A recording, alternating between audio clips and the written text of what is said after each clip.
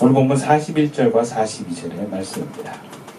그의 부모가 해마다 6월절이 되면 예루살렘으로 가더니 예수께서 12살 되었을 때에 그들이 이 절기의 관례를 따라 올라갔다가 그럽니다. 예수의 부모님은 해마다 6월절이 되면 예루살렘으로 갔다고 합니다. 근데 이것은 그들 부부가 경건한 사람이었다라는 것을 이야기하는 거예요. 율법에 의하면 모든 유대인 남자들은 유대 3대 절기라고 하는 유월절, 오순절, 장막절에 성전에 와서 예배에 참석했습니다. 그러다가 1세기 무렵에는 멀리 사는 유대인들의 경우 6월절만 참여했다고 합니다. 그리고 율법의 대가라고 하는 힐렐은 그때 당시에 이제 여자들도 와서 함께 참여해라 라고 허락하였다고 합니다. 그러나 그렇다고 해서 모든 1세기의 유대인들이 성전을 1년에 한 번씩 또 부부가 함께 방문한 것은 아니었습니다. 일단 디아스포라 유대인이라고 할 수 있는, 즉 소아시아나 이집트, 로마 등에 거주하는 유대인들은 불가능했다 그래요. 평생 한 번 오면 다행일까요? 왜냐하면 여행비나 재물, 숙식 문제가 쉽지 않았기 때문에 그렇습니다. 그 기간 동안 자신의 생업을 포기하고 방문한 유대인들은 아마 소수였을 겁니다. 아니면 이제 다 은퇴하고 난 예루살렘에서 죽겠다, 이런 사람들만 이제 가는 거예요. 그나마 예루살렘 근처 유대인들 중심으로 매년 3대 절기에 참석한 경우가 많았는데, 예수님이 어린 시절을 보냈던 갈릴리 유대인들은 6월절 정도에만 참석하는 경우가 많았습니다. 그것도 무조건 오는 게 아니라 매년 예루살렘으로 가는 그 무리에 내가 자원하는 마음으로 오는 거예요. 왜냐하면 갈릴리에서 예루살렘까지 왕복으로 한 200km가 됩니다. 그것도 직선거리로 그렇고 실제 도보 이동 거리는 왕복 300km라 그래요. 그러면 300km 가족을 동반할 때 가는 데만 7일을 잡아야 된다고, 일주일. 그리고 거기 이제 머무는 기간 있죠. 돌아오는데 또 7일 걸리죠. 그러니까 한 20일을 써야 되는 거예요. 그럼 그 당시 어떤 사람이 자기 생업 20일을 포기하고 올 수 있었겠습니까? 더군다나 가족을 다 대동해서. 그러니까 남자 한 명만 온 것도 대단한데, 예수님의 가족은 아내와 이 자녀였던 예수님을 매년 그렇게 데리고 왔다라는 거예요. 없는 살림에. 그러니까 그렇게 6월절을 해마다 지킨 이 예수님의 가정은 신실하고 경건한 사람들이었다라는 걸 볼 수 있는 거예요. 이 한 구절만으로도. 그만큼 경건이라고 하는 것은요, 수고와 희생을 동반합니다. 그리고 그것은 남들이 알아주든지 알아주지 않든지 계속된 지속을 요구합니다.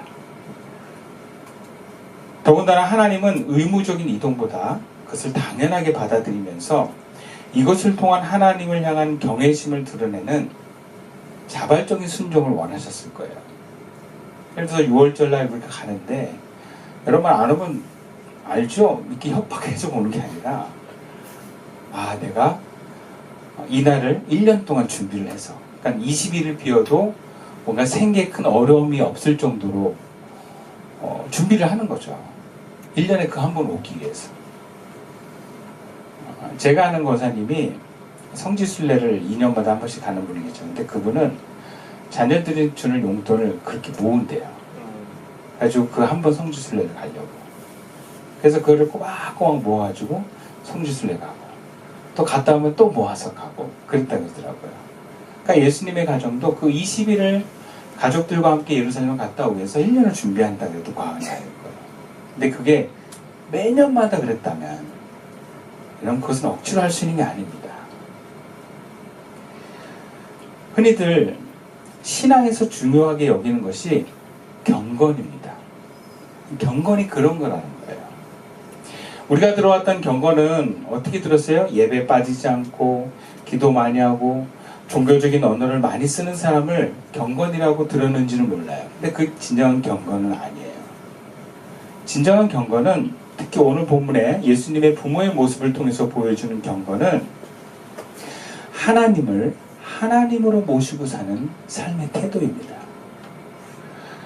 이것은 모든 면에서 하나님 중심성을 가지면서 일상생활에서도 하나님의 뜻에 순종하는 삶의 태도를 말하는 거예요.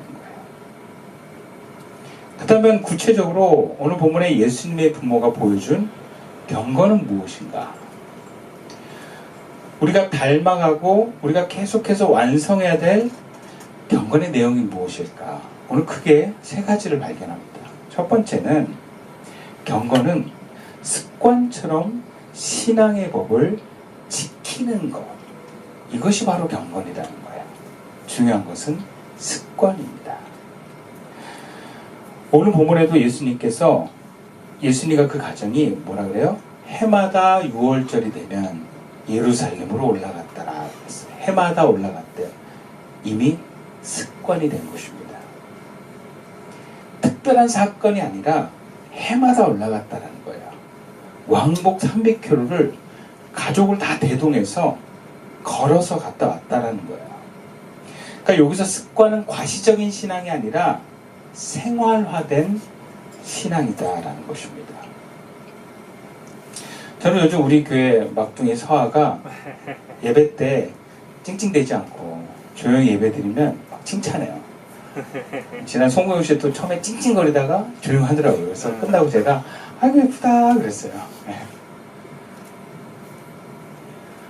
근데 사실 그거 부탁하고 칭찬할 내용은 아니잖아요. 당연한 거잖아요. 근데 아이기 때문에 그거를 뭔가 의식해서 할 수 있다는 거는 뭔가 달라진 거죠. 청소년들도 예배를 드리는데 자세가 올바른 것도 당연한 거지만 어쩔 때는 제가 얘기를 해요. 똑바로 앉아라. 물 쬐지 말고. 이런 것도 전부 다 당연한 거지만 아직 청소년이기 때문에 발가락이 계속 거슬려서 그래요. 목사님이. 시야가 좀 넓거든 목사님이. 그러니까 이런 것들을 자기가 이제 의식하고 딱 하면 이제 좀 큰 거예요. 그죠? 그러니까 이게 습관으로 자리 잡을 정도로 뭔가 딱 자세가 되면 내가 신앙인이구나 이렇게 되어가는 것입니다. 헌금도 마찬가지예요. 초신자에게 11조를 한다는 거 되게 어려운 일이에요. 대단하게 봅니다. 근데 여러분 신앙생활 오래 하다 보면 11조 당연한 거예요. 네. 어려운 형편에도요 11조부터 떼고 생활하는 사람들이 많습니다. 그리고 나중에 우리 집에 필요한 걸 쓰는 거예요. 그러면 더 이상 우리가 어떻게 보냐면 초신자가 아닌 거예요, 그 사람은. 그래서 신앙은요, 습관이 중요합니다. 이 습관이 높은 기준에 있는 사람일수록 그만큼 경건한 사람인 거예요. 그래서 경건은 구체적으로 내가 내 것, 즉 내 시간, 내 에너지, 내 물질을 얼마나 당연하게, 얼마나 자연스럽게 하나님께 내어드리는 것으로 자리 잡았느냐, 즉 습관이 됐느냐, 그만큼 경건한 사람이에요. 습관으로 자리 잡지 못하고 내어들 때마다 막 벌벌 떨고 5,000원 낼까 10,000원 낼까 그러다가 10,000원은 내 거 5,000원 하나님 거 이렇게 내는 걸 막 하다가 나중에는 10,000원은 하나님 거 5,000원 내 거 이렇게 바뀌어지는 거 자연스럽게. 그러면 그는 그만큼 경건한 자리에 서 있는 것입니다. 그러나 그것은 그 수준에 계속 머물러 있어도 문제가 되지만 아직 신앙의 수준이 어린 사람들은 괜찮아요. 네. 그러면 교회에서 11조도 제가 강요하지 않는 거는 자기가 11조를 자연스럽게 낼 마음이 아닌데 억지로 내는 건 이거는 올바른 게 아니거든요. 강요할 수 없는 거예요, 신앙은. 자발적이고 자연스러워야 되는 거예요. 마치 여러분 결혼해서 자녀를 낳아보면요. 굉장히 많은 부모들이 자녀에 대해서 돈을 아까워하지 않습니다.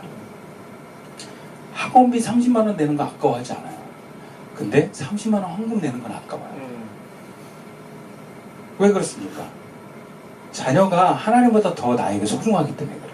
하나님은 보이지 않기 때문에 그런 믿음이 안 생겨서 그래요. 근데 하나님에 대한 믿음이 생기잖아요. 그러면 학원비를 못 내더라도 하나님께 먼저 드리는 것이 그 사람한테는 자연스러워지는 거예요. 그걸 믿음이라고 그래요. 그걸 신앙이라고 합니다. 그래서 이 경건이라고 하는 건 사람마다 정해진 게 아니에요. 사람마다 하나님을 알아가고 하나님을 사랑할수록 그의 삶의 태도가 바뀌어지는 것입니다. 당연하게 습관처럼. 그래서 혹자는 경건을 이렇게 정의합니다. 경건은 행사가 아니라 리듬이다. 리듬이라는 게 뭐겠습니까? 리듬은 반복적인 습관이 몸에 배는 걸 말해요. 네. 내가 휘 이게 아니고 그냥 이게 리듬이에요. 그렇죠?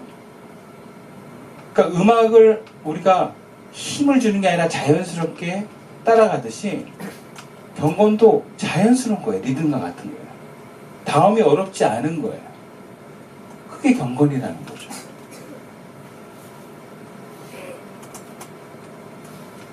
이번 송구영신 예배를 예로 들면 이런 거예요. 저희 교회가 1박 2일로 송구영신 예배를 처음으로 드렸습니다. 그런데 송구영신 예배를 드릴 때 습관처럼 자기 것을 내어드리는 사람들이 이번에 참 많이 발견되더라고요. 제가 보니까 한 성도의 어머니가 당연하다는 듯이 겉절이를 좀 하셨어요. 이미 습관이 되신 것 같아. 우리가 요청도 안 했는데 또 아들이 바쁜데 가게까지 찾아와가지고 마치 자기 숙제처럼 해가지고 오신다는 거예요. 그건 경건이에요. 또 어떤 사람은 자기 비용으로 자비로 온 교인이 먹을 수 있는 식사를 준비합니다. 습관으로 자리 잡았어요. 커피와 차를 누가 시키지 않는데 때 되면 커피를 내리고 차를 내립니다. 저녁에 포도주와 함께 먹을 치즈와 베이컨과 비스켓을 자연스럽게 준비합니다. 또 어떤 성도는 아이들이 먹을 과자와 음료수를 준비합니다. 이게 자연스럽게 뭔가 이루어지는 거예요. 아침에 일어나니까 밥 먹자 하지 않았는데 누가 떡국을 끓이고 있더라고요. 이게 다 습관이 된 거예요. 자기 저마다 습관처럼 묵묵히 자기 역할을 감당해내는데 음악한 사람의 시선으로 보면 마치 오케스트라가 연주가 되는 것 같아요. 사실은 어때요? 그냥 자기 리듬에 각자가 움직이고 있는데 각자가 막 움직이는 리듬 위에 멜로디가 생기더라고요. 그리고 나중에 그게 다 어우러지니까 합주가 되더라는 거예요. 이런 각자의 습관들이 자연스럽고 꼼꼼하게 채워진 모습에서 그 공동체의 경건한 수준이 드러납니다. 저는 우리 교회를 보면서 와, 참 경건의 수준이 높다, 사람들이. 제가 그렇게 힘들지 않았어요. 그러니까 MT 가고 뭐 행사를 해도 저는 많이 힘들지 않아요. 왜냐하면 저는 제가 말씀과 찬양 영역 외에 다 알아서 해주니까. 근데 뭔가 안 되면 목사가 신경을 써야 되거든요. 밥 안 되면 밥하라고 얘기를 해야 되고, 청소 안 하고. 일일이 목사가 지시하는 게 많을수록 수련회든 MT든 힘이 많이 들어갑니다. 힘 들어가는 건 좋은 게 아니에요. 자연스럽게 리듬이 돼야 되는 게 교회와 공동체는 경건이 완성되어 가는 겁니다. 근데 요즘에 우리 교회들 보면은 참 자기 영역에서 습관처럼 헌신을 합니다. 제가 힘이 많이 안 들 뿐만 아니라 그와 동시에 주님의 은혜가 더 풍요로워집니다. 경건이라고 하는 것은 그 경건의 수준이 높을수록 은혜는 비례합니다. 그래서 경건한 삶이 많을 때 하나님이 주시는 은혜가 더 많이 흐르게 된다는 걸 기억하십시오. 여러분도 나름의 경건의 습관을 세워가는 것이 중요합니다. 기도도 말씀도 습관입니다. 중요한 것은 기도와 말씀은 반드시 습관적인 헌신과 봉사로 이어져야 됩니다. 그리고 그 헌신과 봉사가 습관으로 자리 잡을 때, 즉 자원하는 마음과 자연스러운 내 삶의 일부 같은 태도에서 우리는 경건이라고 하는 삶의 완성을 이뤄가는 것입니다. 그리고 성령의 감동으로 헌신과 봉사에 어떤 나만의 자리가 생겼다면 여러분 그것을 포기하지 마십시오. 잘 감당해 나가는 것이 중요합니다. 그리고 사람마다 자기 수준의 리듬이 있습니다. 남과 비교할 필요가 없습니다. 자기 리듬을 타시고 성령의 인도를 따라 올라갑시다.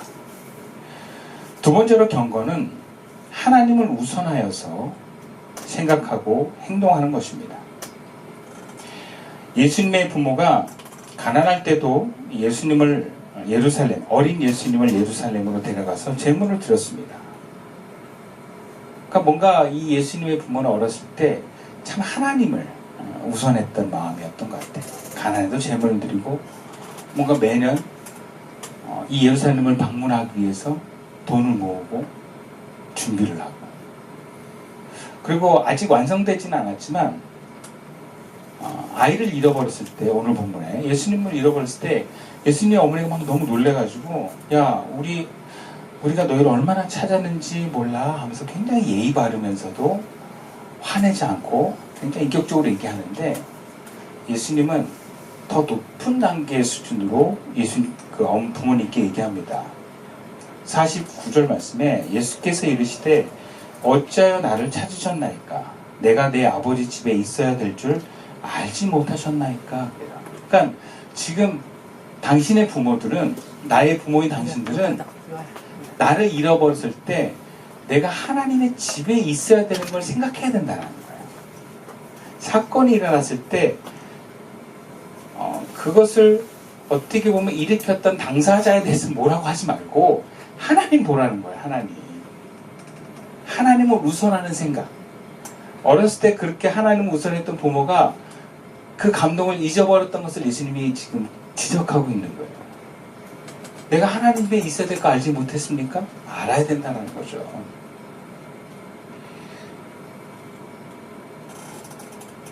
우리가 지난번에 나오기와 함께 크리스마스 연합 예배를 드릴 때 최목사님이 초청한 사람들 중에는 30, 40대 부부가 많았다 그래요. 근데 그들이 다 예전에 교회를 나갔던 사람들이에요. 근데 결혼하고 아이를 낳다 보니까 아이를 데리고 교회 나가는 게 싫었던 거예요. 그래서 한 번, 두 번 교회를 빠지다 보니까 교회를 안 나가게 된 거라고 그러더라고요. 예전엔 안 그랬는데 요즘에 30, 40대 부모들 보면요, 아이를 참 어떤 것보다 우선하는 경우가 많습니다.